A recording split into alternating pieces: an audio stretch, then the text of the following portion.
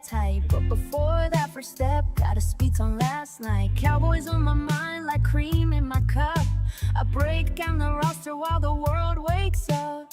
Y'all clocking in on clock our outs, but still got time to air the doubts. O-line problems, defense looking thin. Let me talk you through it while I get these letters in.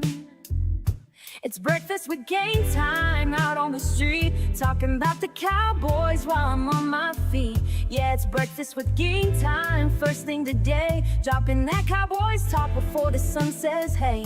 From the mailbox grind to the boys scene, still rooting for the stars, still chasing that dream.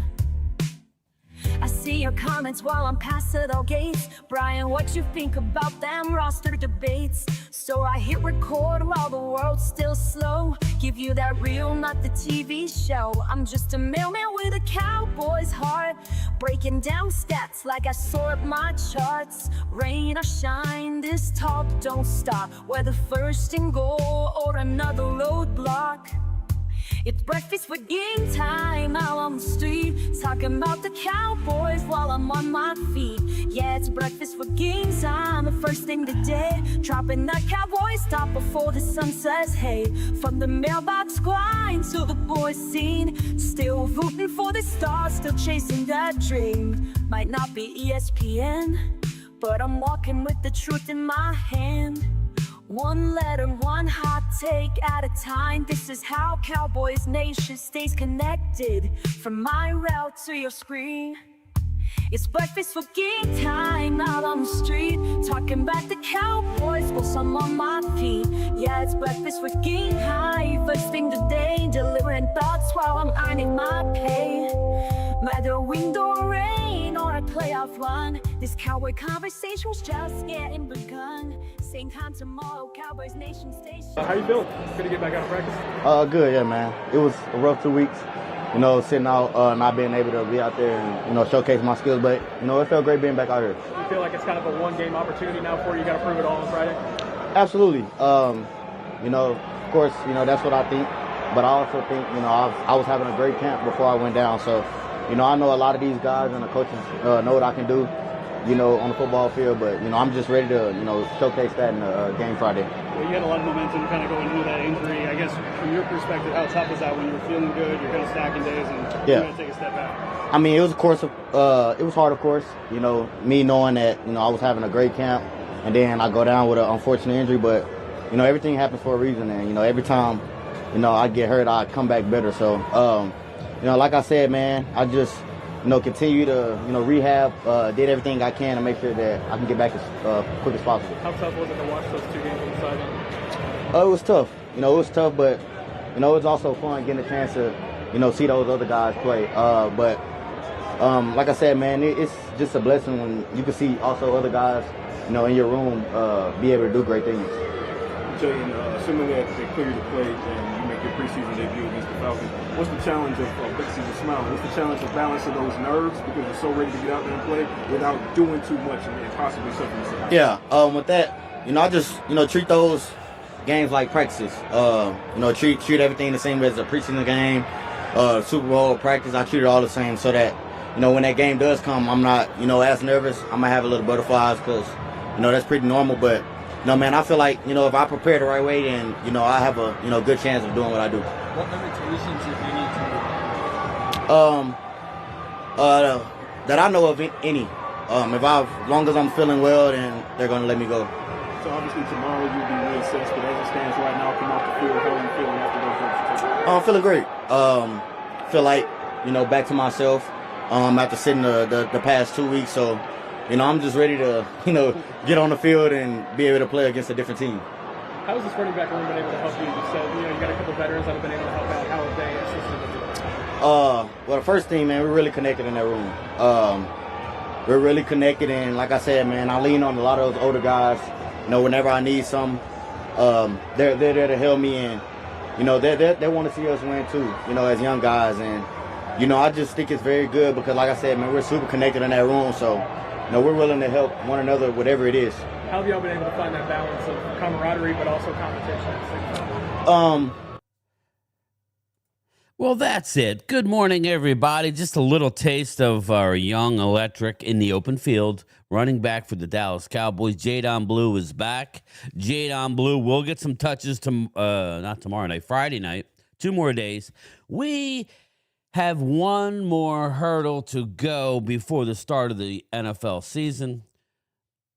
Well, that's kind of a lie. We kind of have multiple hurdles to go, but injury-wise, one more game to go before we could truly say that we dodged any sort of bullets. We need to get through Friday's game. Hopefully none of these guys get hurt. Up to date, just like every team, there's some nagging injuries, but we've only lost Rob Jones. We lost Rob. I will let the Zoom crew in shortly. Rob Jones, we lost him for the year with a broken neck. He was battling with Mozzie for the starting right guard, or not Mozzie, Tyler Booker for the right guard spot, and he broke his neck. Tyler Booker looked fantastic in last week's action. So other than Rob Jones, he's the only guy that we've lost for the year, knock on wood. And obviously Mingo will be placed on PUP. He will miss the first 4 games of the year. Not the worst thing in the world. Not the worst thing in the world because it's going to allow us to keep Mark Holmes' guy, Ryan Flournoy. He's now going to be on the squad. I like Ryan Flournoy. I do. But when you're talking about your 4th and 5th receiver, I mean, everybody's going nuts about John Mechie being their 4th, 3rd, maybe 4th receiver in Philly. And a good backup for AJ since he might miss some time. A lot of speculation there. But the same way that Ryan Flournoy, we're talking about a 5th wide receiver. When we get that deep in the depth chart, and we will get into the 53 and my 53 this weekend, okay? I still have to do my prediction. I might do one video encompassing all 4 teams of the NFC East. Look for that on Sunday at some point. But yeah, that's what we're looking at. Let me get to the chat, then I will let the Zoom crew in, and we could just talk about what happened last night and what's going to happen over the next few days. Vinny Hagan, what's up? Manor Hawkins' own is in the house. What's up, Vinny? EJB is in the house. Alina, how are you, Alina? Eagles Drew. We will see Drew tonight. Tonight on the NFC East Clash, where it's going to be Eagles Drew going up against Commander Chris, going up against Giants Jesse, who is flexing. He is flexing a lot right now with his defense. And we have Jay Tuck, CFO Sports, representing the Dallas Cowboys. Jay Tuck is a voice of the Cowboy fan. He is everywhere, so good luck. You can't wait to hang out with Jay. The last time I saw Jay was in Kansas City. Me and Primetime and Mark Holmes, DMV, we were hanging out at the draft. Again, Jay Tuck will be the Dallas Cowboys representative tonight. Can't wait. EJB's in the house. Alina, we said. Drew, Dallas Cowboys. What's going on, brother? Dallas Cowboys is in the house. Jimbo, my neighbor. What's up, Jimbo? How are you, brother? Dustin Roberts. What's going on, man? Dallas Cowboys seriously need to get a deal done with Parsons. It's going to happen. You know how this works, everybody. He plays the one position. Yeah, we all have this dream. We all have this dream of, let me let everybody in. We all have this dream of them using Parks. Even Drew has said it. We have this dream of seeing Micah Parsons lined up all over the defense, right? We have him, Yeah, we all have this dream. I gotta mute you. Sorry, Asia. I can hear myself. We all have this dream where Mike is going to line up all over the place, be a matchup nightmare. In reality, he's going to play defensive end for us. And it's a little frustrating, but he's really good at it, okay?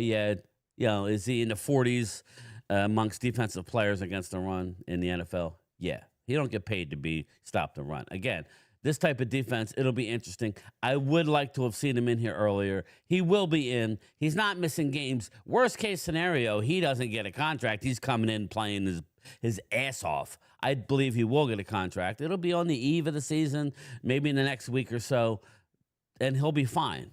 He'll have the most freshest legs out of anybody out there come September 4th. The problem is we wanted more. We wanted more from him, and just my speaking. Let me finish the rest, then I'll introduce the panel here.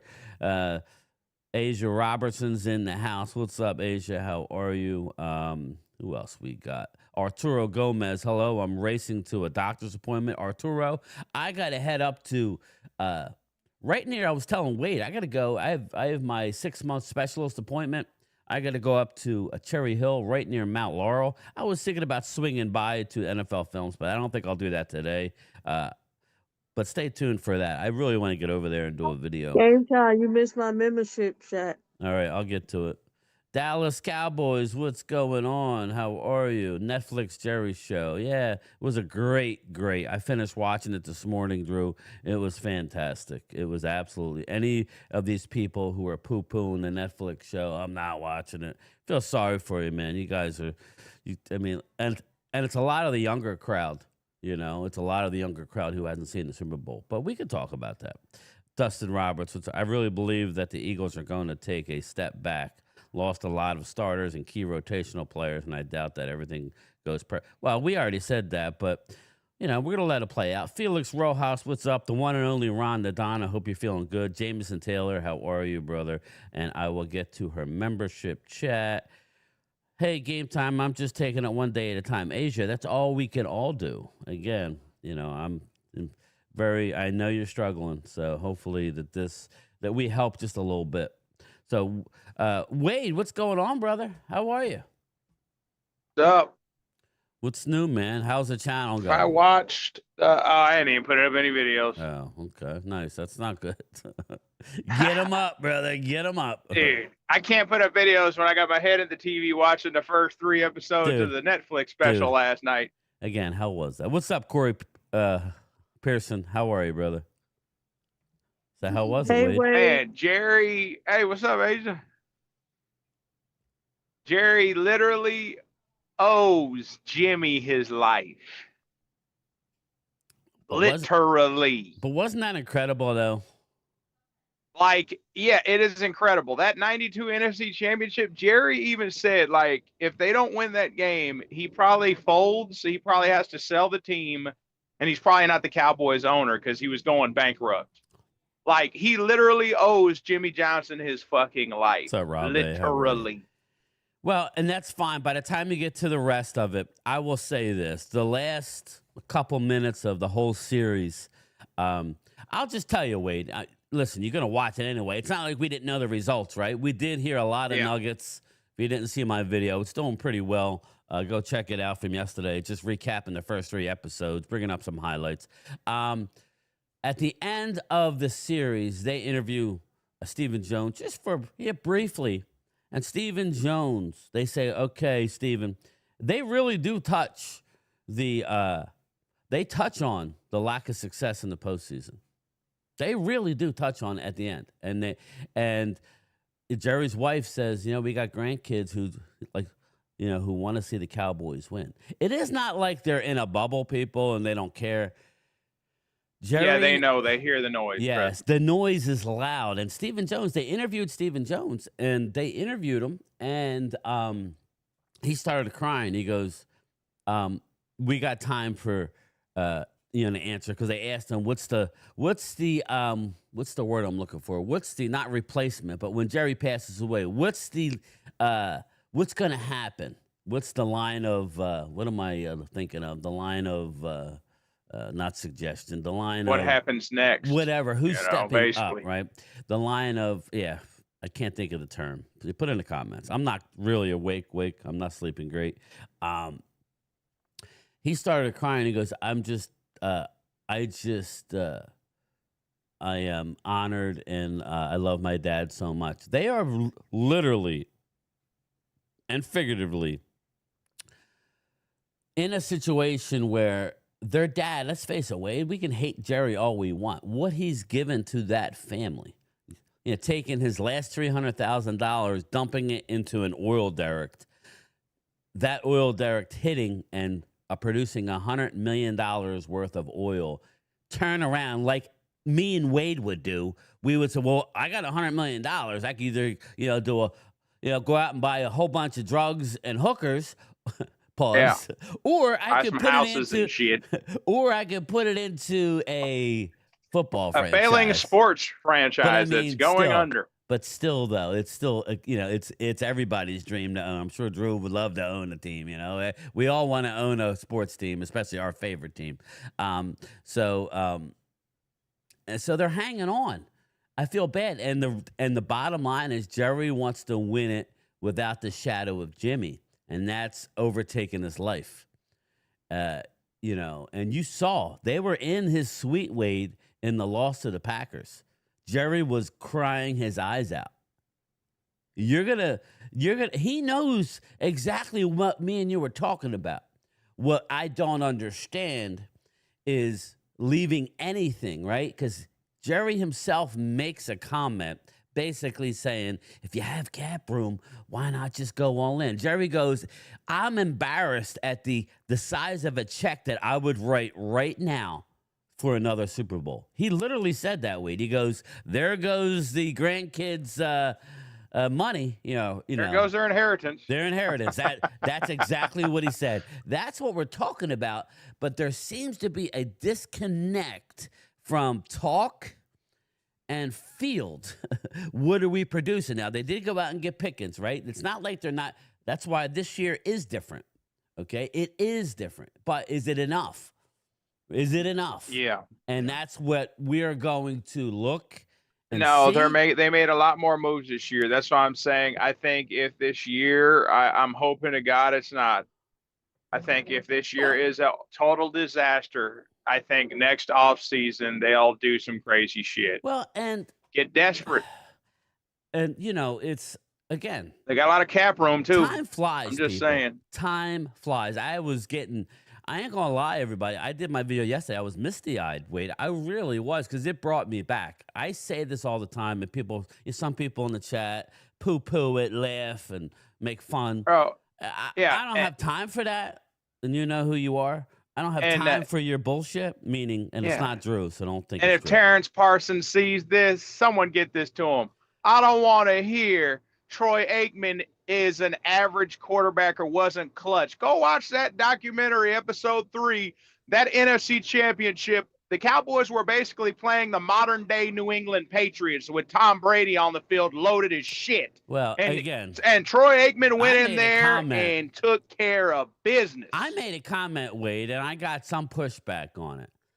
The NFL back then, we're talking 92, 93, 94, 95, 96. Those were some unbelievably stud franchise. And I had Philly D push back. Philly D, the Eagles defense, they were number one, okay? The Eagles defense. I was at every friggin' game at the Vet, and I would go to a game, and I went to 2 games at the original Texas Stadium. The Eagles defense single-handedly is why Troy Aikman looks the way he does on Monday night or whatever he's on, Sunday Night Football. Troy is on some heavy meds. I don't care what anybody says. He's probably popping gummies because of all the concussions. He had 9 concussions in a 4-month period.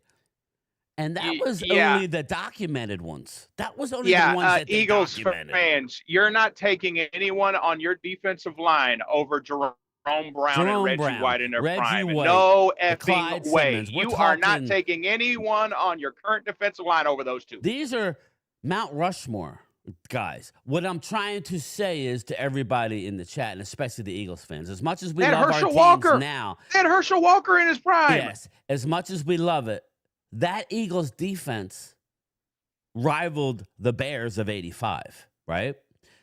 It's nowhere near what we're talking today.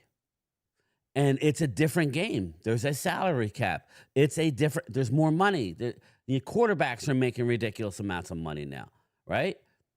So all I was trying to say was we had to get through the Eagles. We had to get through Lawrence Taylor and the Giants. We had to get to a 13-0 Redskins team. 13-0. and that was where Aikman got hurt in the Redskin game. They brought in Steve Berline, who only won 7 games in a row and a playoff game. They sat Troy Aikman's ass down, and that wasn't a Jerry Jones move. That was a Jimmy Johnson move. So much so that Troy Aikman said to his agent, Lee Steinberg, you got to get me out of this place. Literally. And then what did they do, Wade? They put him in that Detroit game where they get smoked 38-6. Yep. And they put him in for mop-up duty where he takes yet another beating and gets yet another concussion. And yet we sit there, and this is why I tell my people on the NFC East Clash, when we have a guest on, not necessarily Mark, because Mark is not, I mean, he's a guest, but he's a friend of the show. We have him on a lot. But a guest, I didn't agree with Terrence Parsons, like a Wade, but I was letting him get his. I did disagree with him a couple times. Terrence Parsons ain't watched no NFL films or Different jack game shit. back I then. hope he sees that. You ain't watched no NFL films. You didn't even watch those games. Wait, You didn't watch Jack. Wait, they like your background. That's why I got it up, because Troy Aikman was a beast. I don't give a damn what anyone says. But yes, so again, and I'm not really looking at the comments. It looks like they're And talking hold shit on, Dallas hey, again. hey, Whatever. I didn't even know don't they really had care. If that Herschel makes you sleep good, Walker. do it. I didn't even know they had Herschel Walker, Brian. I didn't even know they had him. I'm like, dude, they had Herschel Walker. Holy shit. I'm like, dude, he was a beast. Yeah, the key to that trade was where to Jerry's credit, he's the one that orchestrated the Herschel Walker trade. Jimmy Johnson is the one that said, Jerry was told by Tex Schramm, well, you only have one asset on the team. You only have one. Maybe you should think about trading it. He talks to Jimmy. Jimmy then talks to the coaches on their morning jog, right?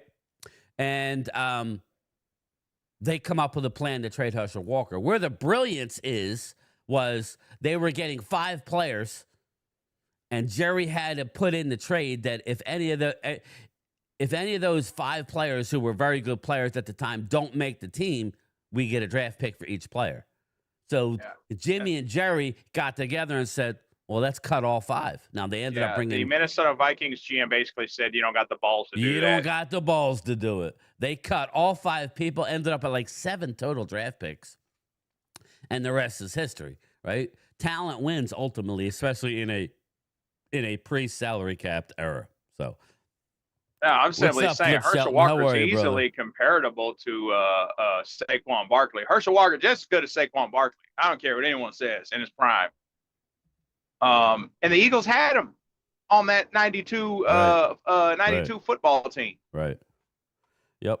What's up, Xavier? How are you, brother? But yeah, so again, I really enjoyed the Netflix special. Anybody that doesn't watch it, you're just a poo-poo. I don't really care. Any Cowboy fan, maybe you should learn a thing or two. Doesn't mean you don't want to win today. It just opens up to understand things a little more. We all think Jerry is a stubborn SOB. His wife said it on the damn thing. He's a stubborn SOB. He will go to his grave being a stubborn SOB. Okay? That's not changing. But it was interesting at the end where Stephen was crying. He was choked Now they up. know the Green Bay loss changed them. That's what I'm saying. Like, this is the Green Bay what loss. I'm saying. Yeah, that was. I don't think they're gonna sign Micah. I think they're gonna let it ride. I'm gonna be honest. I think that game changed him. I don't. I'm almost, from what I'm gathering and things I'm hearing, it's gonna happen definitely. So, but anyway, we'll cross that bridge. To me, that's not even a big deal. He's playing. He's playing. Oh no, he's going to play in the regular season. He's playing. I'm just saying, don't be surprised if they don't sign him to another contract. It's possible, but from what I'm hearing, he's going to be signed. So, but who knows? It really don't matter. He'll be there week 1. He has showed it's irrelevant. He has showed that he doesn't want to take a $50,000 hit, let alone a 1.6. He ain't going to take a 1.6. Yeah, that ain't going to happen. That's not happening. So again, and if it does, I would advise him not to. But some of the news from Adam Schefter. Well, it's leading to a divorce. Fuck Adam Schefter. He's a all these guys are clinging on to hope and clicks. That's what it is. We talked about Jadon Blue, but just some of the news from last night's practice. Let's see here. Boom, boom, boom. Dak Prescott, 13 for 19 last night, 1 for 4 in the 2-minute drill. Joe Milton, 9 for 11, a better consistency, still has some bad footwork. Will Greer, 3 for 4 running backs. Javonte got 6 carries. Miles got 4. Made guys miss behind the line of scrimmage. Miles Sanders, see, Jadon Blue is the fastest of all running backs on the team, but as far as elusiveness, Miles is more elusive. Jadon Blue got 4 carries. Deuce Vaughn, 3 carries, 1 reception on a downfield wheel route. Phil Maffa got 1 carry. Malik Davis, 1 carry, big gain. Other notes, Trayshawn Holden had 3 receptions. A lot of safety work for Israel Mukwamu. Mozzie Smith began with the first-team unit. He ain't going nowhere. Luke Schoonmaker left with an injury, did not return. Hopefully he's okay. Rivaldo Fairweather, he will be on the practice squad. Got some first-team work after Schoonmaker left, had 3 receptions. Mixed bag at slot corner with Keeman Hall and Zion Childress. Again, it's the blinking light going into the Birds game is who is going to be in the secondary. Out of necessity, Bland is going to have to play the outside. Okay, that's where he wants to play anyway. That's where he wants to get paid for. Still no word on his contract. So, again, I think corner right now to start the season is going to be the issue. So, in my opinion, looks like Jay Toia. Hope Diggs plays week 1. I don't think he will at this point. Let's see here. Boom, boom, boom. So I'm like, damn, go and kick the tires on Gilmore. I'm surprised they ain't even done that. After practice, you had Tyler Smith working with Tyler Booker, who had a solid game last week. Rob A, I said that on the live stream that Mark was on. Mozzie is going to. No, he's not going anywhere. Let's see here. What do we got? Dr. Pickens and team drills. Yeah, again, is that the. Oh, yeah. Look at this pass. Look at this pass, everybody.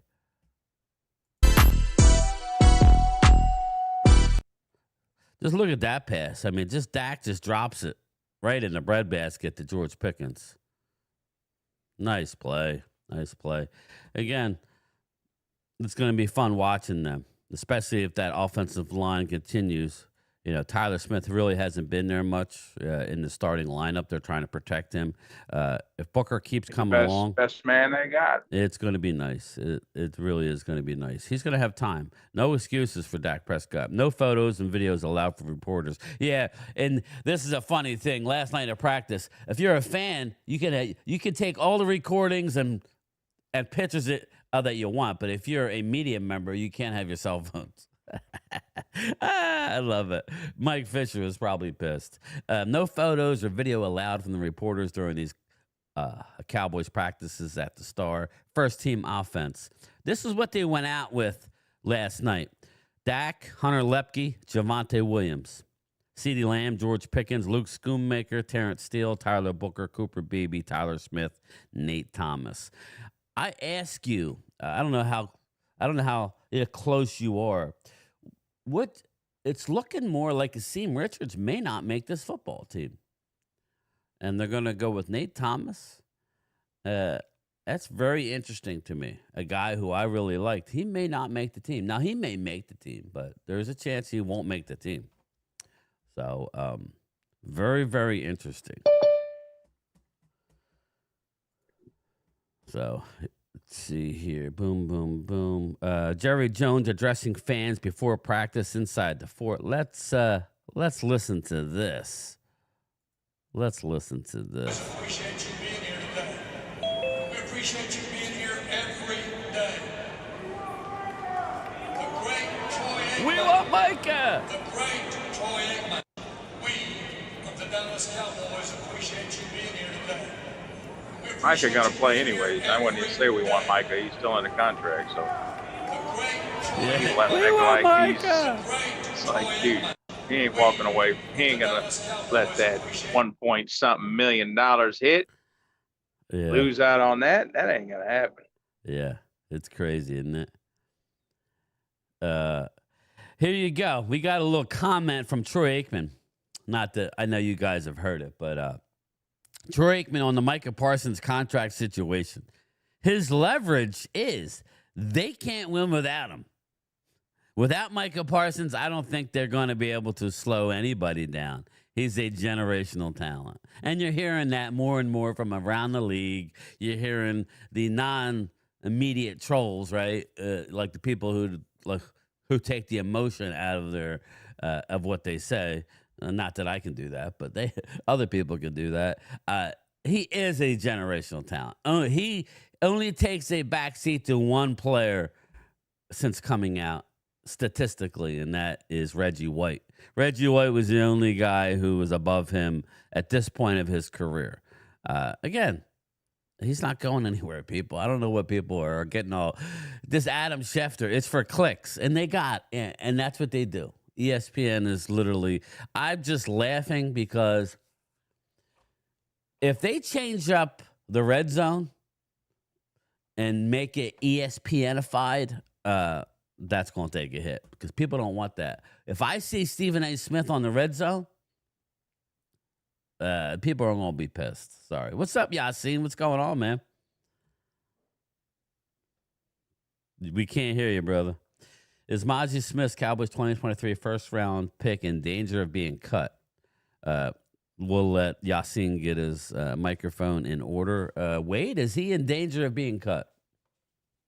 He should be cut, but the Cowboys, they're going to keep him for another year. But if they did cut him, I would be very surprised because that's not usually how they operate. That's usually not how they operate. I won't do that. They're not gonna. They're basically paying him for free if they cut him. Like, and you know them. They're like, oh, we might as well keep him on the team. Yeah, I think you're right. I want to share this. I'm trying to hear what they're saying here. Jerry said it best in the press conference. He goes, I'm tired of winning the season. He goes, I want to win at the end of the season in the playoffs. And I don't have the balls to put it all out there the way y'all did on that quarterback. I won't do that. See? Well, you better do that. Did you hear that, Wade? That was Stephen Jones. What? That was Stephen Jones. I showed a clip of Stephen Jones. It's Stephen, Jerry, and a reporter, or I think. I'm not sure which one it was. Basically saying, I don't know why it won't get off of it. Hold up. Basically saying he's tired of winning regular season games and not winning in the playoffs. So I don't know why it's. Oh, is that what Steven said? No, that's what Jerry said. Oh yeah, Jerry and them, they hear the heat. They know. They know. Yeah. They know how the fan base feels, and they feel the same, I'm sure. But here's another clip from it. There's a clip from Jerry after the Green Bay game consoling Micah Parsons. There you go, everybody. Got to know that. Just point.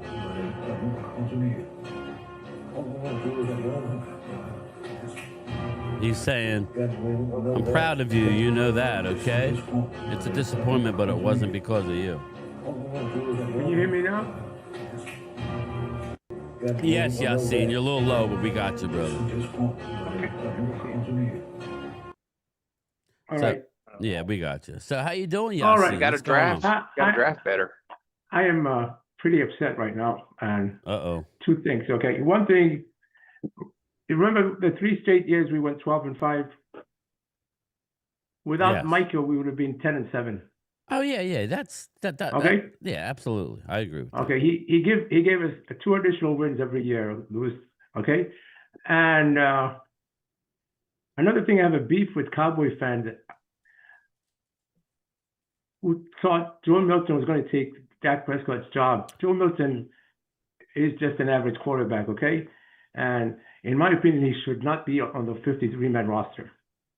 Okay, we should get a backup, and hopefully we can get Cleveland, one of the Cleveland, and what's that kid's name from Pitt? Used to play for the Steelers. Oh, Kenny Pickett? Kenny Pickett, yeah. Yeah. I'd take Kenny Pickett over, and I hear you, man. I don't want Joe Milton on the active roster on September 1st against Philadelphia. Yeah. I think, look, what happens. I think what happens is everybody he falls in love with the backup quarterback, especially with the quarterback who's going on his 10th year. With not as much success as he needs to have, right? Making the most money in the NFL. It just compounds, And there was a statement by Emmitt Smith. Emmitt Smith said it perfectly, and this is what I mean by the weight of the world on your shoulders. The Dallas Cowboys aren't playing. Yeah, we understand the Eagles, right? But they're not playing against the Eagles. In Dak's mind, he's fairly successful against the whole East.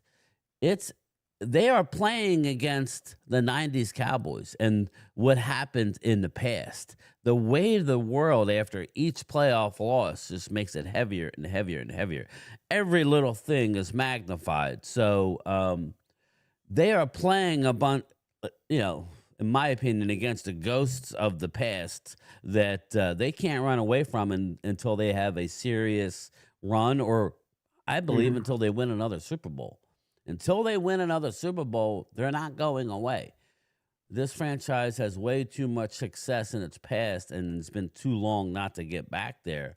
That's my thing. Now, I'm going to play this little clip here.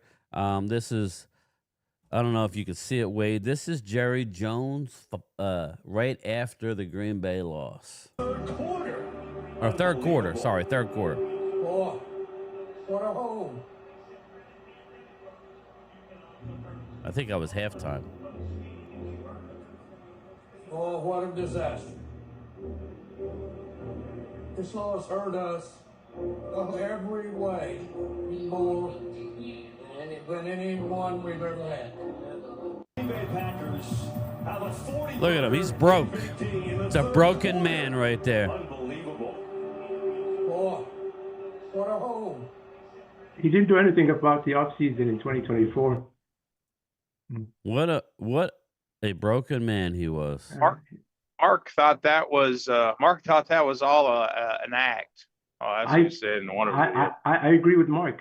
Yeah. Okay, because if I feel that way, can I just say something for a moment? If I feel that way, I'll do whatever it takes to What's up, Johnny, improve my team.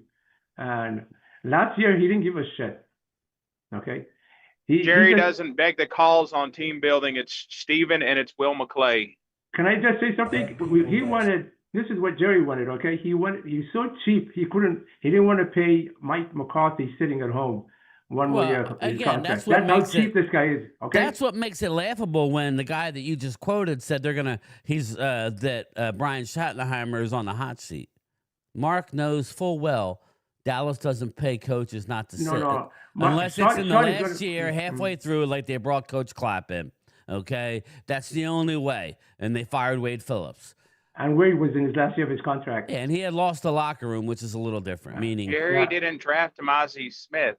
That was Will McClay. I'm not talking about Mozzie. I'm not talking about Mozzie. What I'm saying is the team. We have had some bad drafts. I'm not a Will McClay guy, by the way. Okay, I'm not talking about Mozzie. I'm talking about, let's say, Jeffrey Lurie. If somebody embarrassed his team in a playoff game, he would do whatever it takes to improve the team, okay? And all right, that's you went 12-5 3 years in a row. You're saying it's like Emmitt Smith said after the interview, after that documentary. Jerry has put there's been some good teams we've had. The players have to step the F up in the playoffs, make the plays, and get the job done. You can't not put it on Jerry's feet the entire time. Jerry's the only one. Players got to make the plays.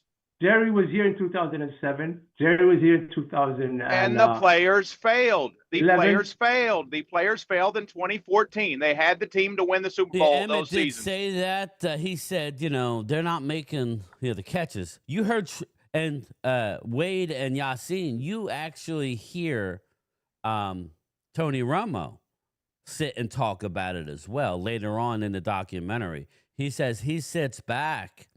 And Romo says himself, this goes out to Rob and to Drew. that they had teams good enough to win the Super Bowl under Romo. He said, even "We Zach had Martin said the teams." same thing. 2014. We underachieved. Even Zach Martin said the same thing. Romo We had the says, teams. I sit back and listen to everybody complain about Jerry, and I just find it laughable. We had the teams. Shit, they went out and got a troublesome wide receiver who couldn't make it work in Philly, and ultimately couldn't make it work long term. It lasted longer, but more than one season. But Terrell Owens, and again, for whatever reason, I think they made a deal with the devil. They could not get over it. Rob, I agree with that. One thing, I want to say something about Jerry. Jerry, at the time, I want to go, because I'm familiar with Jerry going back to February 25th, 1989, okay? And the first day he bought the team. Jerry, from the late 90s, okay, when Troy Aikman left the team and he wanted to win, okay? But he wasn't making the right decisions. He traded for Joey Galloway, 2 first-round draft picks, not a good trade. He traded for Roy Williams, the receiver. He was trying to win. He signed that T.O. What's up, Retro? Okay, but the difference is Jerry, in the last 15 years, okay, I'd say the last few years of Romo, he has not added anything to the team. They're like one player shy of making some and going all the way. Listen, last year The was 2014 Cowboys busted the Seattle Seahawks in the ass in their own house. In their own house. That team was good enough to win the Super Bowl. I don't want to hear about Jerry. Oh, Jerry should have added this and that. That team was good enough to win the Super Bowl. Get the job done. I was there. Get the job done. That was on my birthday. It was a great How birthday. how about instead of Romo audibling it on 4th and 2 to throw it to Dez, how about you run the ball? You have the best running offense in the NFL. Why are you throwing it to Dez? There's a lot of stupid decisions made by players. Yeah. Running the football. Why are you throwing it on 4th and 2? How about you run? You have the best offensive line and running back in the NFL. How about you question Romo on that? Well, I question Romo, by the way. He didn't even throw the ball. He threw a bomb, a 50-yard pass. Don't question Jerry. Well, Jerry didn't put enough players on that team. I'm done. Jerry's the owner, by the way, and the GM. 2016, they were 13-3 with home field advantage, busted every team in the NFC's ass, and we got beat by Aaron Rodgers on a freak 3rd down and like Derek 25. He threw a freakish play. You know why we lost that game? Remember the first quarter? They called a penalty I've never seen in the NFL before. Dustin, me too, brother.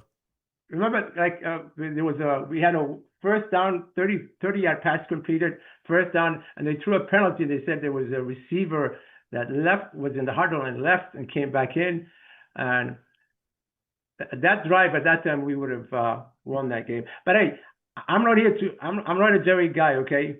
But I'm talking about DeMarco Murray in the 2014 playoffs. How about you don't fumble that ball and you run 60 yards for a touchdown? How about whenever you're up 14-7 in that 2014 playoff game? How about when you kick the ball off to Green Bay, they fumble it, you recover the ball, you don't let Green Bay strip the ball back from you? We would have been up 21-7. That would have been game over. How about the players make the plays?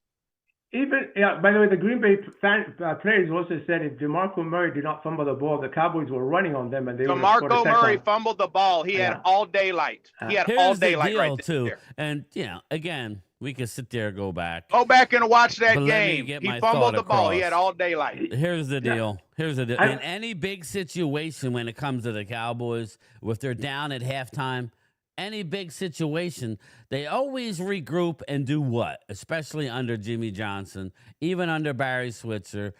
They come out and they run the damn football to establish dominance. Then that opens up everything else. Just like coming out in the 3rd quarter against the Niners. They ran it, and then they ran it again. Again, the good teams, that's what they need to get back to. That makes the game easier. They did that in Super Bowl 28 against the Bills. They were trailing at the half, and they just gave Emmitt Smith the ball 7 straight times. And scored a touchdown. That's how you win in the league. And, let's hope. I'm going to play another clip for everybody. Just just hold that thought. Wait, I'm going to play a clip of Jerry Jones, like another Jerry Jones clip. Jerry, you subject yourself to so much criticism. You need a buffer. I don't like it like that. I like the pain.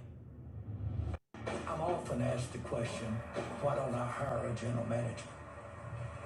I've had people that say, Jerry, you subject yourself to so much criticism. You need a buffer. Yeah, you need a buffer. He wants to feel the pain when he doesn't get the job done. Well, he felt a lot of pain. No, He's felt a lot of pain. His ego. By the way, if Jerry is not, let's say if Steven's the owner of the team, and he said he's going to hire a GM, he will never take that title. Yeah. Okay, Yep. that's the difference. Steven doesn't have the ego Jerry has. Okay. Yeah. I mean, listen, Jerry's part of the problem. Make no mistake. He is a big part of the problem. Even. Well, go ahead. What's that? Remember that kid we got from Seattle, like during Bill Parcells time there? What was his name there? Running back, Chris. He was a good back. For us? Chris, yeah. And what's up, Chris Dooley? What's up, brother? Oh, your tumbler went out this morning, Chris. Finally, just like Philly 500 stuff. Anyway, go ahead. This is when. Yeah, I can't remember who you're talking about. We had a running back from Seattle? Yeah, Seattle. He used to be a 1,000-yard runner with the Seattle, and he was Evan Smith's backup. Then he Campo was the coach before Parcells took over. And Chris Warren. Chris Warren had a family emergency, okay? Chris Warren had a family emergency. Instead of going to the coach, you know who he went to? He went to Jerry to take to fly back home. And Camp was surprised. What's Warren? And Jerry said, "Don't worry, he came. I gave him permission." Yeah. There's no way any player in the NFL will go to the owner to get permission to get some time off. Okay. Yeah. And they will all go to the head coach. The coach is your boss, not the owner. That's who you report to. I agree. I mean, again, look, Jerry. It's not Jerry any one guy. Yeah. Jerry meddles. Jerry gets in the way, Brian, and you've seen. We all know this.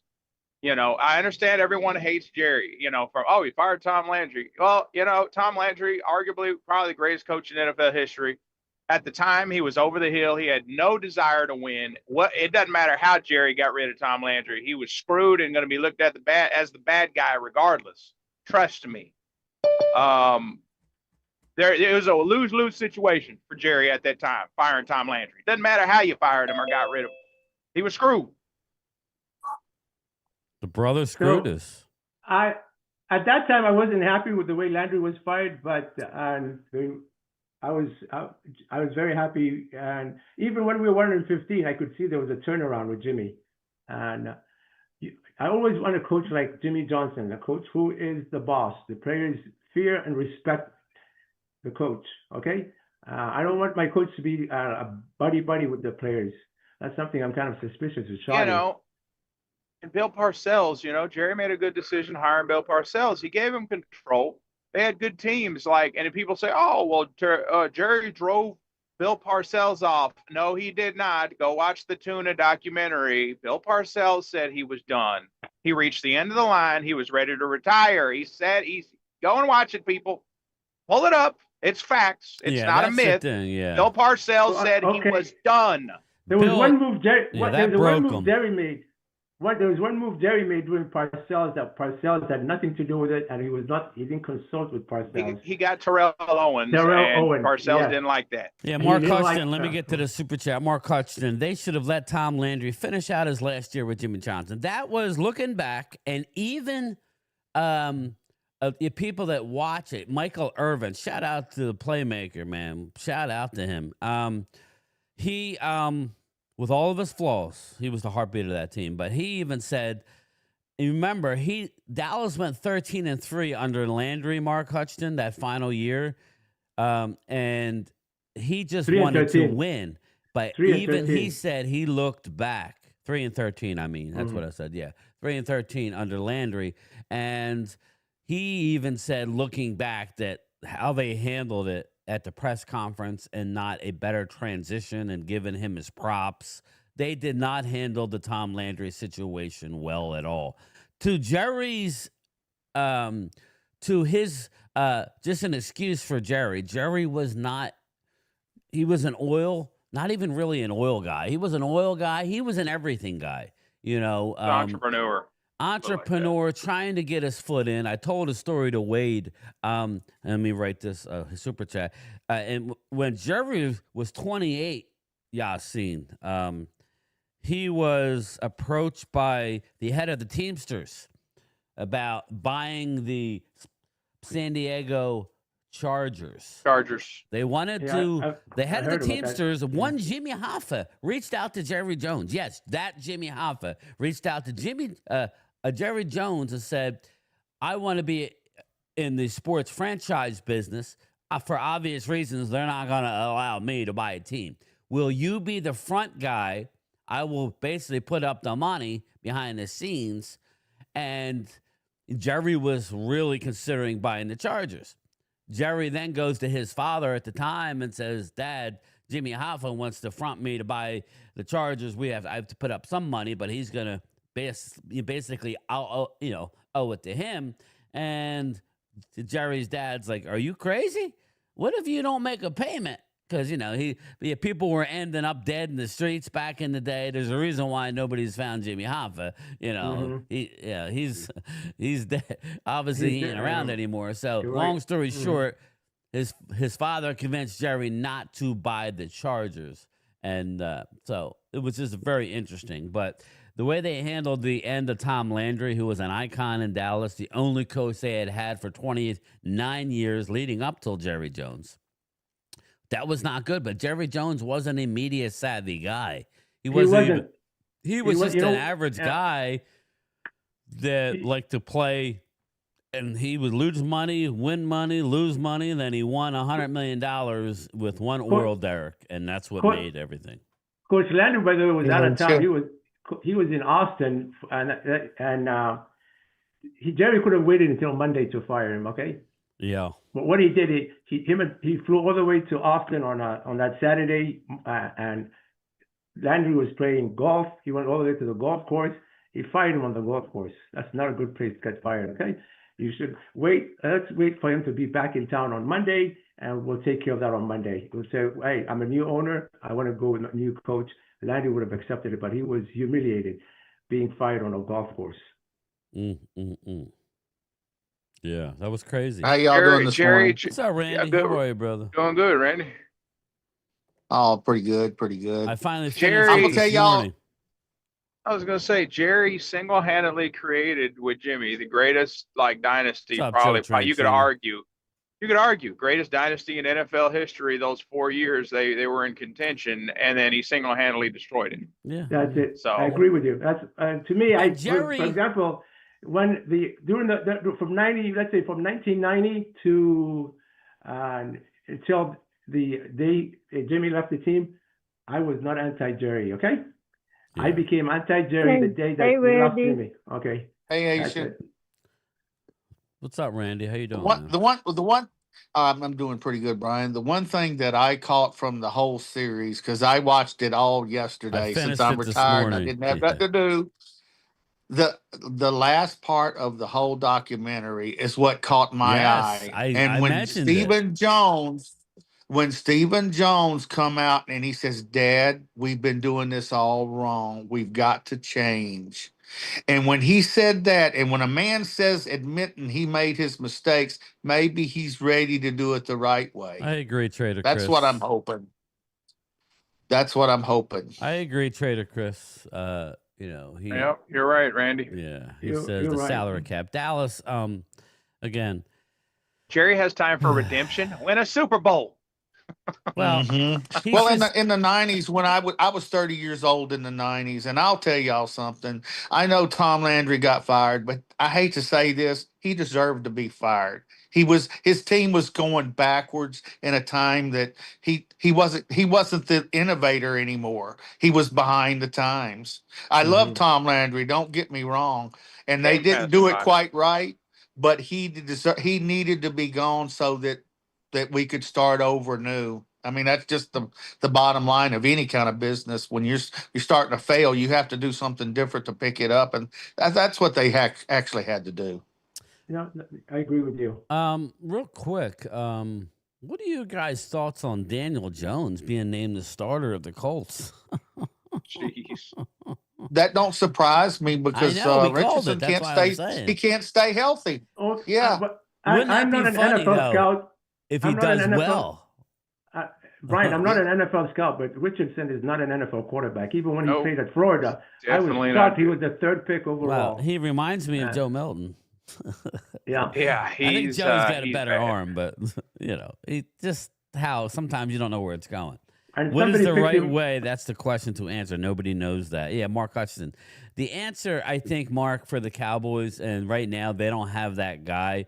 When I think of the Dallas Cowboys, right, just look behind me. I think of Dorsett. I think of, you know, Emmett. Emmett Smith. I think of Mhm. DeMarco Murray. I think of who's They had Hayes, Marion they had Barber. Bob Hayes. I Bob mean, they Hayes, had but I good think running of backs. Marion Barber. Robert Newhouse.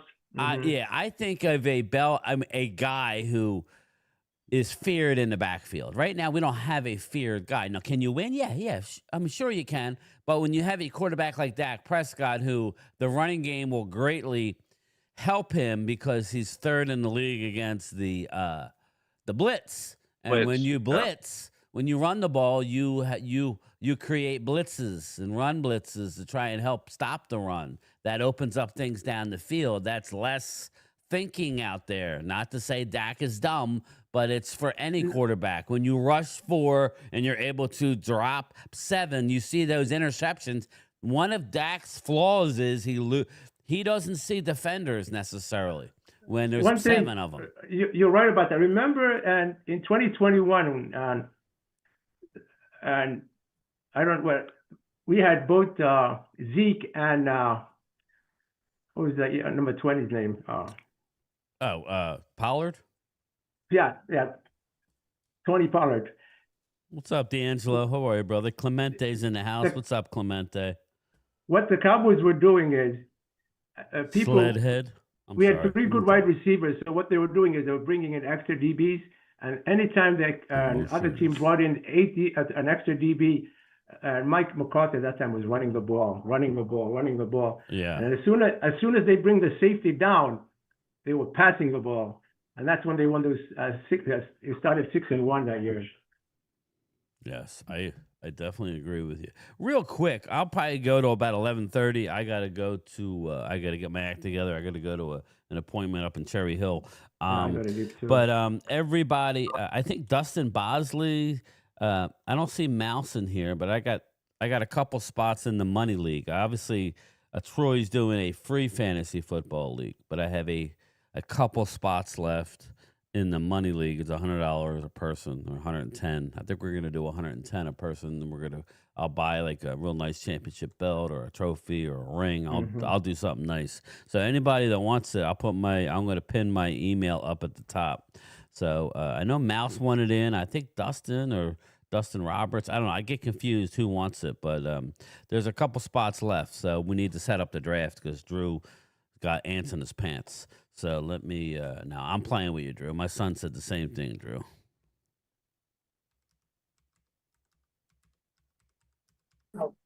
Game time. Trader Swiss wants in. Hold up. I'm putting my, I'm trying to. I can't seem to get it right. I'm trying to put my email up. Just email me.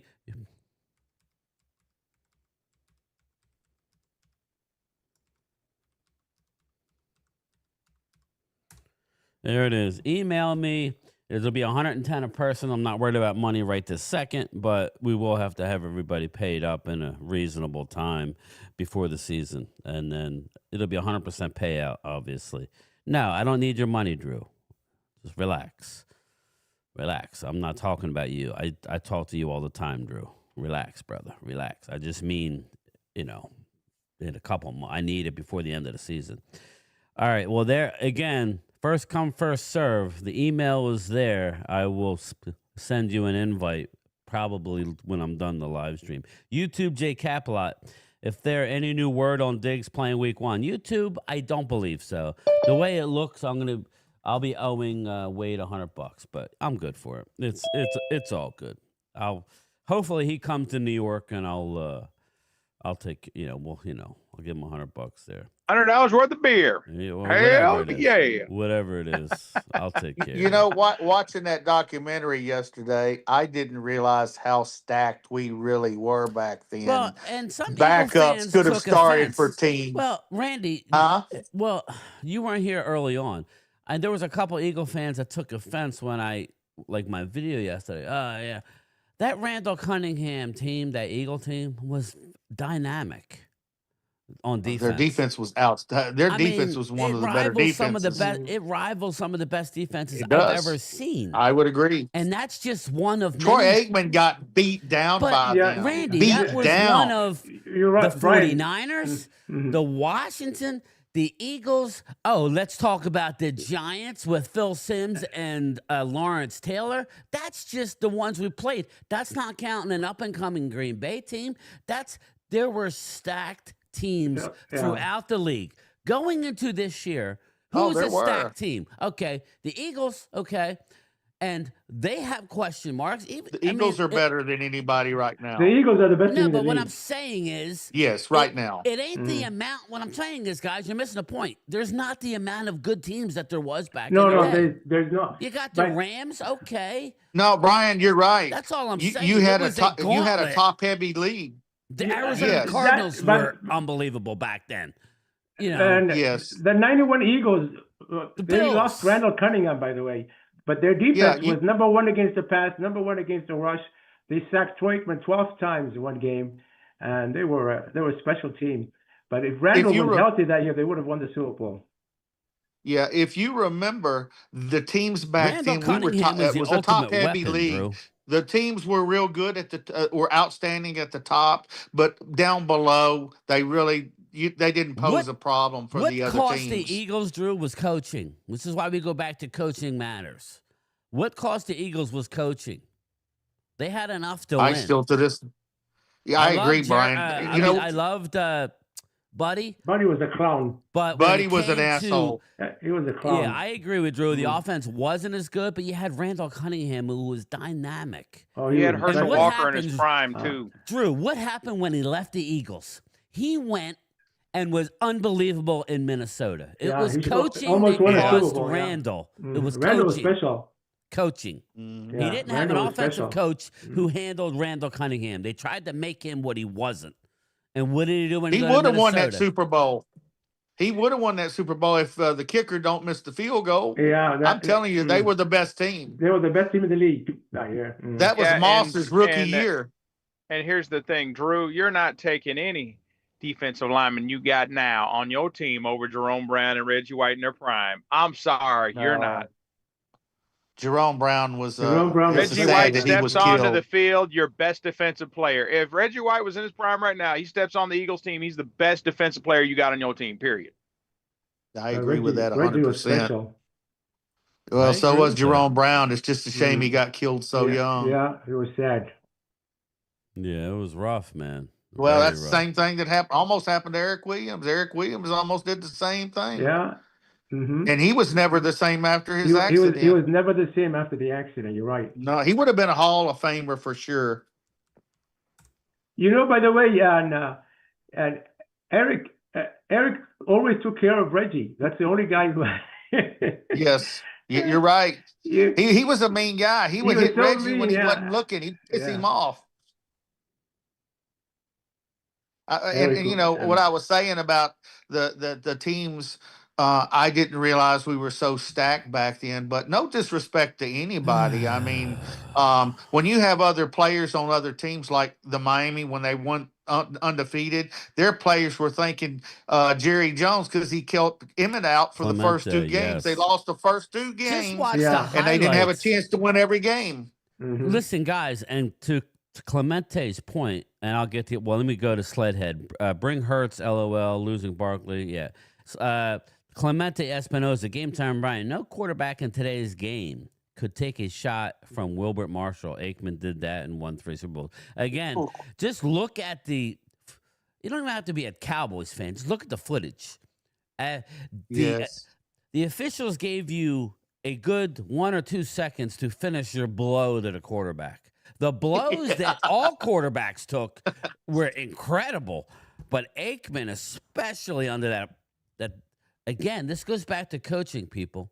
I keep telling everybody, it goes back to coaching, which is why we actually have a bit of a chance. Now, again, I don't know what shot he's going to be, but as far as you look at Philly and you got Jeff Stoutland, I really like the Cowboys' offensive line coach right now. Me and Phil have been talking about Mike Solari for the last 2 years about how we hated it. Not. I didn't hate him personally. I don't know the man. I just think the game has passed him by. He was too old, and it's about coaching because Nate Newton all of a sudden became a good player. Under under You're Tony right. Wise at the time, right? Tony Mark Wise was an Tuinei. awesome offensive line coach, yeah. I was gonna say, Yeah, go ahead. I was gonna reiterate. Also, the players back then were a lot more dirtier. Even the coaches. Oh, 'cause yeah. You know what?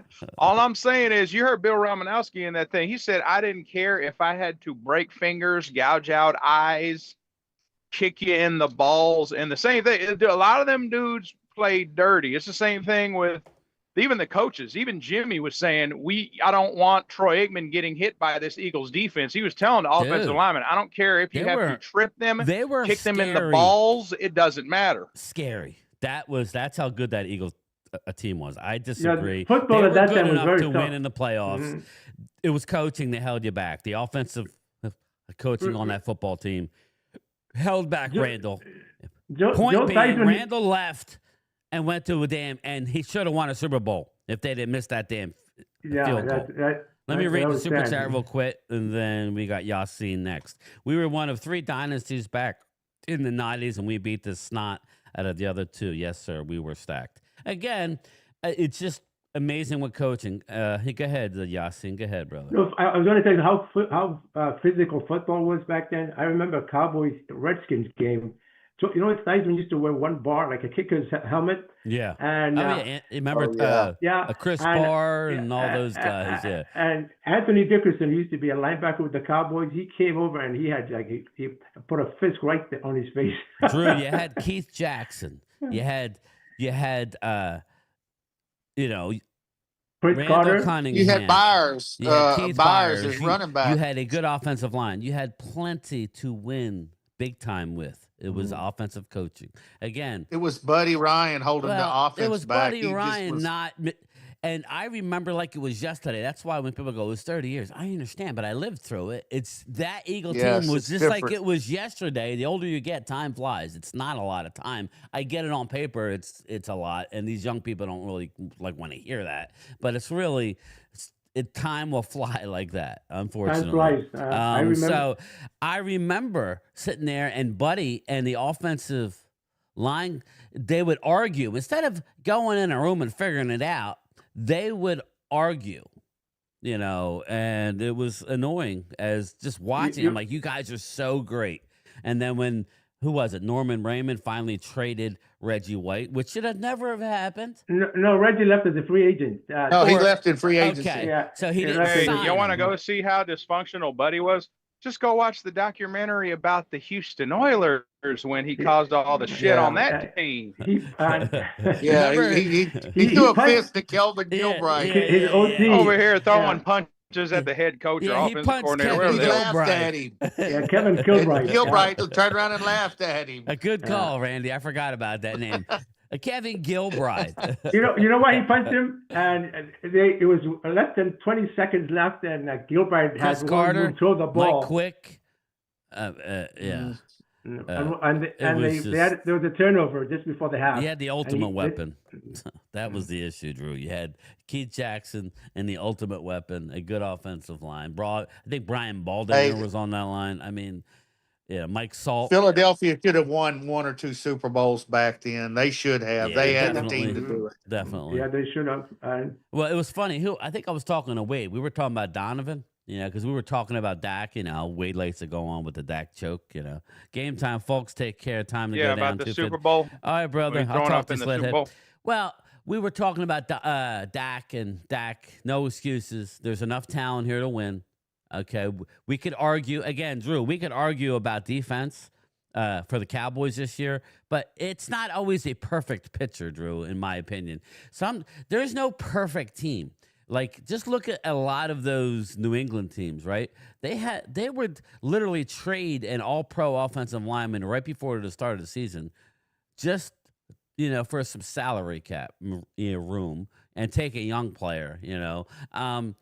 You have to be able to win. There are no perfect teams. There are teams are going. Even the Eagles, it ain't like they didn't suffer any injuries. You have to be able to come together and play and rise, even with you can't have a team full of Pro Bowlers at every position in this day and age. That's just not normal. It can happen, I guess, but I don't know. I just think we were talking about. I don't think that you will ever see a Bears team that had a defense like they did ever again, because you can't hit like that anymore. If you hit a guy just a little bit too hard, they throw the flag. Randy, you can't even stand over him and intimidate him anymore, because that's a flag. No, you can't. That's a flag. You can't. It's funny you say that, because I watched on the documentary. They showed guys dropping the ball on the guys down on the ground after they ran over them. I mean, you can't do a lot of things now that you could do back then. The head slap. I mean, there was a lot of things. Alvin Harper had less yardage for his career than Calvin Williams, Drew. He was not a great. He was a good maybe second guy, but he didn't amount to much in the NFL other than helping the Cowboys. And he was a bust in Tampa, because he was what I'm saying. He went, receiver. just like Larry Brown. That's why I said Larry Brown was not a good football player. He caught two balls. Wasn't. He caught two balls thrown. He was the 7th round pick, Larry Brown. And again, Alvin Harper went on to do nothing in the league. No, Larry Brown was the 12th. Larry was a 12th round pick. 12th round draft pick. That's it. 12. Yeah, well, you know what it meant. The last round, whatever it was. Yes. Yeah. He was a late round pick. He was. Yeah. He was part of that class of 91, which we had a lot of. And the funny thing on that documentary, Emmett said that was the first time he had ever caught two balls in his life. He was terrible. His hands were terrible. Well, that was what was cool. Just real quick, and let me finish my thought regarding Donovan. I keep doing it to myself. Okay. But we were talking about Dak, and Dak, no excuses. And I agree with that. There is no excuses. He has enough weapons to win this year. Is it perfect? No, it ain't never perfect. I get it. And Parsons will be there. But we were talking about Donovan, and I'm like, Donovan won so many playoff games, but something did not click with him in the big games. And I say this, Randy, because when Aikman talks about the 92, remember, it was a rough time for him going into that year, because the year prior, he wanted to be traded. He got injured. You talking about McNabb?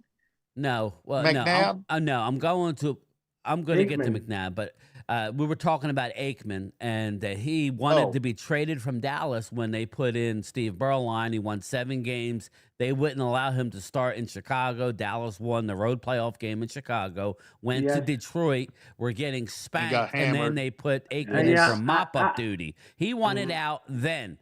I wanted Aikman to start the Detroit game, by the way. And then to turn around and do what they did the following year. He said he woke up the morning of the Super Bowl at the Rose Bowl, and it was a sun-splashed, beautiful day, and he felt more calm than he had ever felt going into a football game. And then we talk You're about right. Donovan And remember, he used to have McNabb. that dream. Right. And then, he had the dream where he couldn't Where find he could get his shoes on. He couldn't find his shoes or whatever. He could, and he kept waking up. He kept waking up. He kept waking up. He kept waking up. I just got out of a warehouse here in Dallas. That's all they're talking about is this Netflix thing. Yeah, it's good, man. But anyway, it is. Like talking about McNabb, who the Eagles could have been a dynasty then. They won a lot of freaking playoff games. They should have won. They could not keep the Terrell Owens happy. These Dallas did for what, 3 years? And McNabb in the Super Bowl, you had the game won.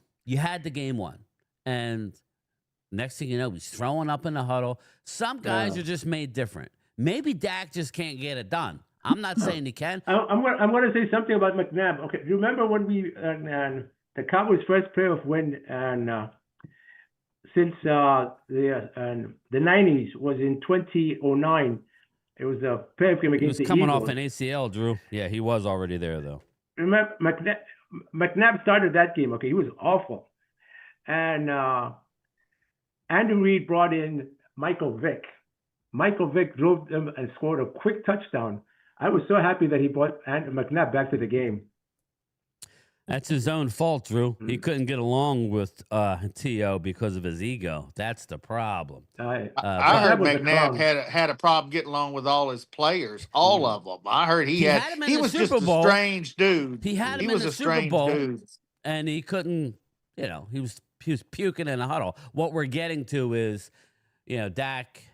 There is no excuses. Some guys either get the job done, or some guys don't. That's all. That's where I was going with this whole thing. Yep. Wasn't out to hammer the McNabb. I'm just saying, bringing it back to Dak. There are some excuses. All you Aikman haters who don't think because you look at stats in a different time. Right? I think the comparison was what you brought up the day before we were talking about it, Brian, is McNabb was throwing up in the huddle, nervous, and a nervous wreck in the Super Bowl. Aikman, that first Super Bowl, came out calm, cool, collected, and at peace. Yep. Mm-hmm. Yeah, that's and I want to point out one thing about Aikman that nobody talks about. His first 2 years, he took a physical beating. Yep. And people say this stuff, but had he continued to take that type of beating, he wouldn't have been in this league more than 6 or 7 years. People don't realize the difference between quarterbacks now and quarterbacks 30 years ago.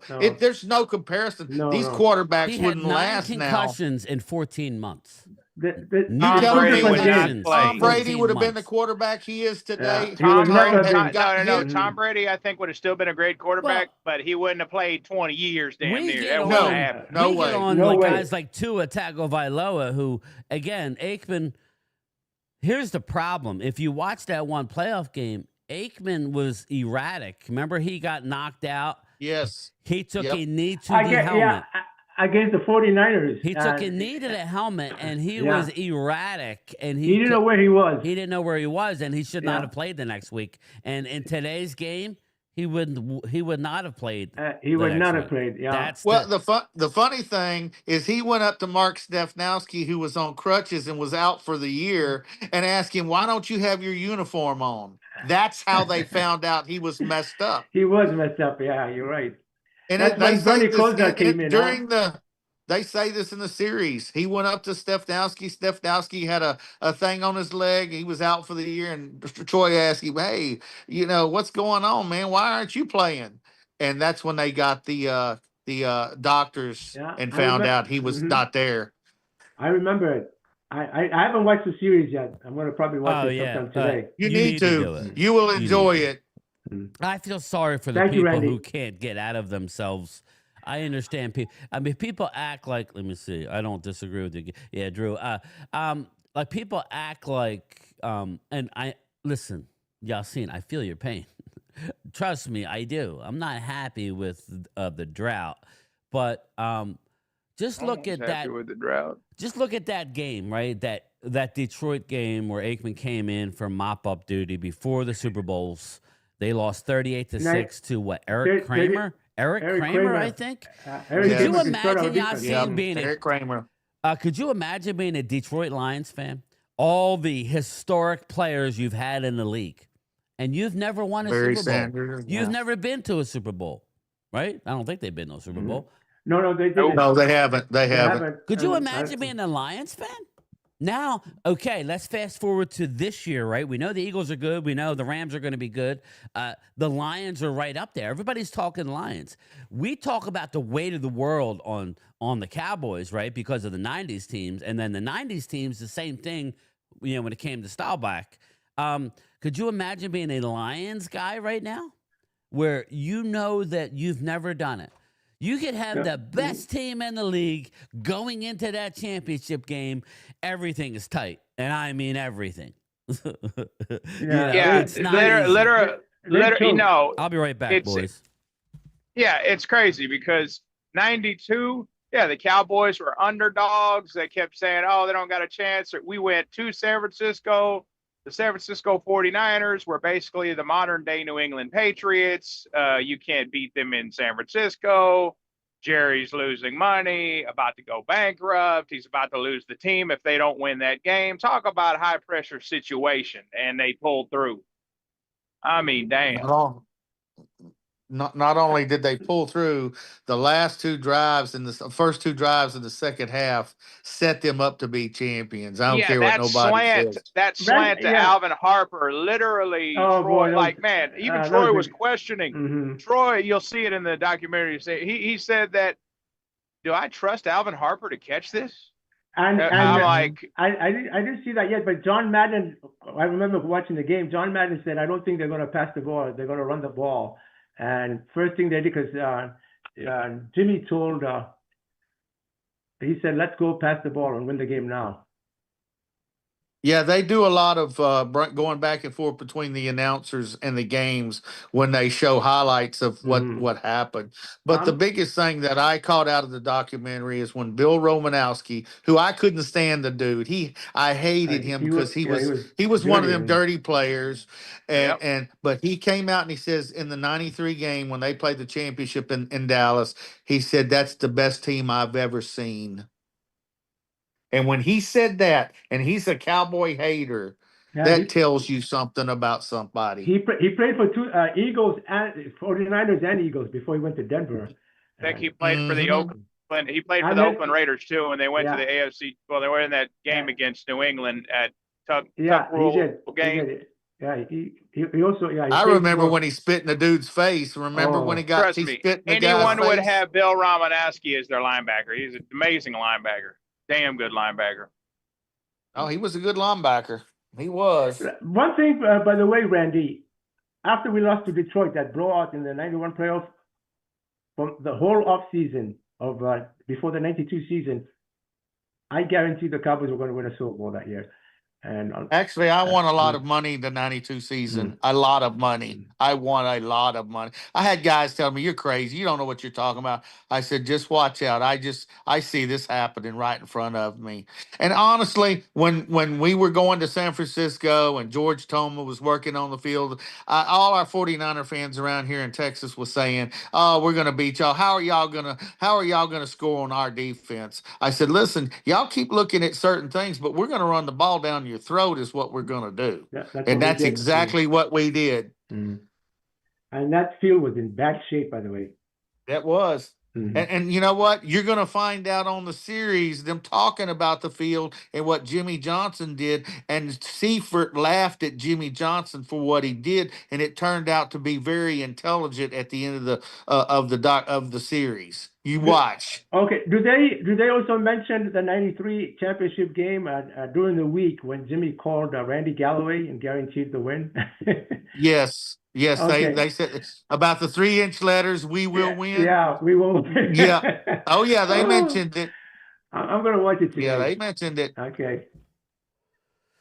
But I don't think people give Troy Aikman a lot of credit because he took a beating. Because I watched. And you know what? He sacrificed stats for wins, and in my heart, that's the most important kind of quarterback I felt you can sorry have. for Troy. Randy, I want to say something about I did too. Okay, and he didn't care about stats. Every time the Cowboys had the ball inside the 5-yard line, they always ran the ball in with Emmitt Smith. He never picked up those cheap touchdowns. And I'll tell you, nobody has more cheap touchdowns than Brett Favre. All of them inside the 5-yard line.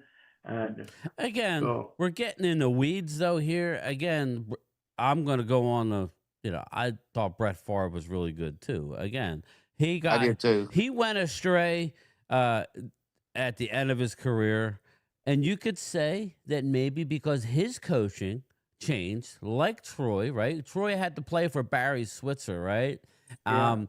And when you watch the documentary, Dallas didn't start to actually be successful until they brought Norv Turner in. Another example of a guy who's a great coordinator who never was a good head coach. This happens all the time. Okay, so that's why we say this guy in Chicago, an X's and O guy, we don't know what kind of head coach he's going to be. It's different being a head coach than being a quarterback. Norv Turner, man, it really does give you goosebumps when you watch back in the day. Norv Turner, I mean, Jimmy He was a Johnson great went up to offensive coordinator. Norv He and was a said, great "What do play you want to caller, yeah. do?" That, and this will be the last thing, and then I got to get out of here. But basically, in that championship game against the 49ers, just let me lay the groundwork for it. The 49ers took away the mantle from the team of the decade or the team with the catch. Dwight Clark in the Cowboys, back of the end zone against Everson Walls. That was the start of the Niners run. The Niners, after beating Dallas in that championship game, and how many championship games did we lose, Wade? Total 6?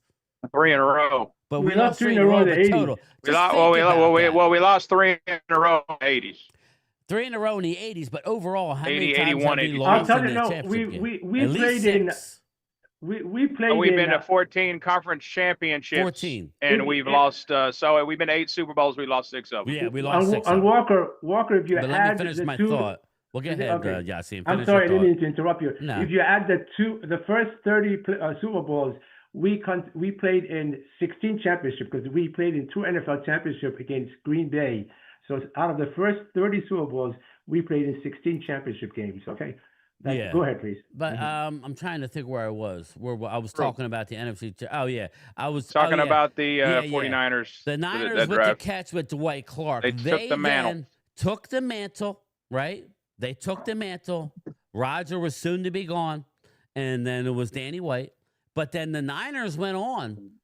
The Niners went on to be the team of the 80s, right? Yes. And then it wasn't until the early 90s where here we go again. Dallas versus the 49ers in 92, 93, 94, 95, I believe was Green Bay, but 92, 93, 94, well, the tables have turned. We had to go, and I always laugh when Wade says, Phil brought in Candlestick Park in the back of his car when we were down in Dallas. Oh, the Lincoln, over here. Yeah, with all the mud. But muddying that thing was up. a mess. But what was impressive was Jimmy Johnson had a diagram, Yassine, a diagram of the field that he took prior Brian, to. that's what I was explaining to him. Okay. When you were away, Yeah. he's going to see it. But no, go ahead. Go ahead and Anyway, explain it to there him. was a They also diagram. left the nugget out of Yeah. the documentary. Jimmy said that he had the training staff change the cleats, Yes, the cleats. spikes, the depth of the spikes But on their cleats. This is how good Jimmy Johnson was. That's why I say it goes back to coaching. He knew. He called up the Norv Turner and goes, "What do you want to do?" Remember when they went for it on 4th and 1? They didn't get it. The Niners went right down the field. Ricky Waters, Jerry Rice touchdown. All of a sudden, it's a 4-point game. Oh, my God. This is what the Niners have done this is what they did all of 92. They came back and came back and came back, and they just kept winning and winning and winning. They've been doing that for He over went a up to decade. Norv Turner and in goes, the "What do you 80s, want to too. do?" And Norv was like, "Listen, I've seen this play out before. We cannot run, punt. We're going to lose this game. We're going to lose the damn game. We need to be aggressive." Jimmy goes, "Okay, fine. Got to get the first down. I'm going to go to the bad side of the field where I know we're going to run a slant, and I know that the defensive back is going to slip." He said this. He said it. This is unseen footage. I was shocked when I saw it. Me too. I was too. But the unbelievable part of the story is, unbeknownst to Jimmy Johnson, is that Michael Irvin had been the decoy for most of the game, right? He didn't really know what Jimmy Johnson knew and all the homework he did prior to the game. Michael Irvin goes to Alvin Harper and says, "You're taking my route. I'm going to take your route," because Alvin had been getting the catches that day, and we're going to go from there. So Alvin's lined up as the X receiver, right? He's lined up. The ball is going to Alvin Harper, and Aikman did not know until he's walking up to the line of scrimmage. Aikman is like, "Oh my God, am I really trusting Alvin Harper to catch this ball?" That's what he said on the documentary. They run the play like clockwork. The defensive back slips. Alvin Harper catches a easy slant, like easy. The safety had a horrible angle. He runs all the way down the 5-yard line. I remember Emmett running it in, but it wasn't. It was a pass to Calvin Martin. Kelvin Martin. Kmart. Kmart. Yeah, it was a pass to Kmart who broke the plane, but it was incredible. So sorry. Yeah, my dad said when they threw that slant on that, he jumped up out of his chair and said, "We are going to the effing Super Bowl." Right when Alvin Harper was running with that ball. That was special times, man. But yeah, Jimmy had drawn up a diagram of what situation. parts of the field were good and what parts of the field were bad. That's what Brian was saying. Did they still have that diagram today. Randy, did they mention when Cowboys left the heartbreaker at RFK Stadium at the end of the 92 season and the flight back to Dallas? Jimmy said nobody can don't serve any meals to the players. Yes, they mentioned that on the thing. It comes on there. I'm telling you, there was a lot of things that I learned that I didn't know. Well, how is anybody negative in the chat? Because I remember that story because a lot of the media said Jimmy at that time had too much to drink, and he was. That was a heartbreaking loss, by the way. Yeah, it was.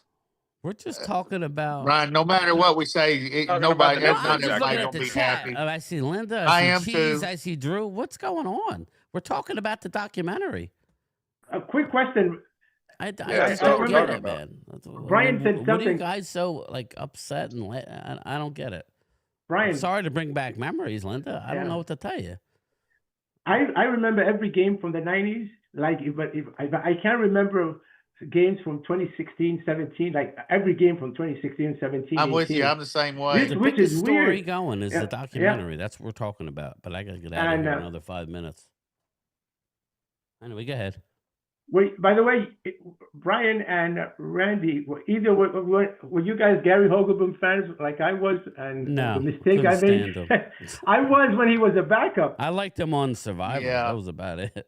I liked it. Remember, and all of a sudden, wow! Hogelboom. And I said, "Hey, we missed Danny White."